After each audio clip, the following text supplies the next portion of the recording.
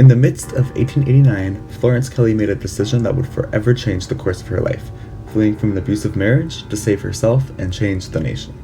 Her work directly affects the life of every American worker to this day. So, how did Florence get here in the first place? Well, things really started in her childhood. Growing up, Florence's father, a U.S. Senator and friend of Abraham Lincoln, taught Florence about child labor and the horrors of factory work. On her mother's side, Florence witnessed how her grandmother refused to buy cotton or sugar due to their connection to slave labor. Both of these inspired in Florence ideas of justice and activism. Continuing with her education, Florence further studied sociology and the injustices of the world, first at Cornell University and later at the University of Zurich, Switzerland. In Europe, Florence even worked as a translator to the famous sociologist Friedrich Engels. Florence also met her future husband in Europe, Lazar Wisniewski. The two got married in 1884, moved to New York City, and had 3 kids together.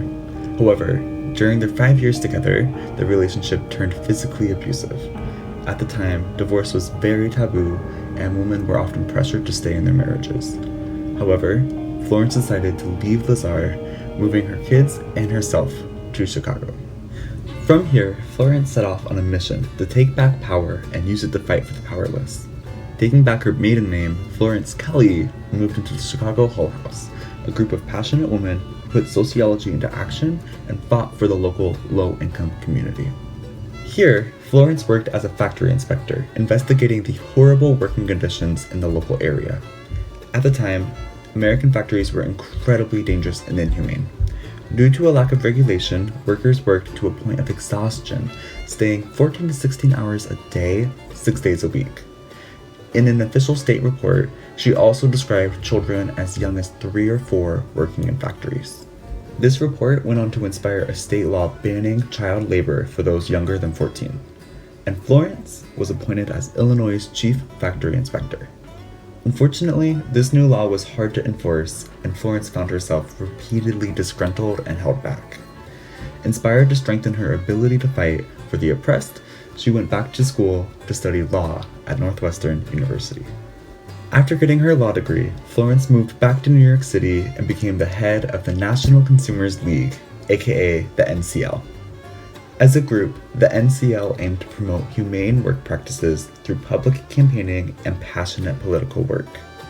One of their first major accomplishments was the creation of the White Label, a label given to products that were created with humane work practices.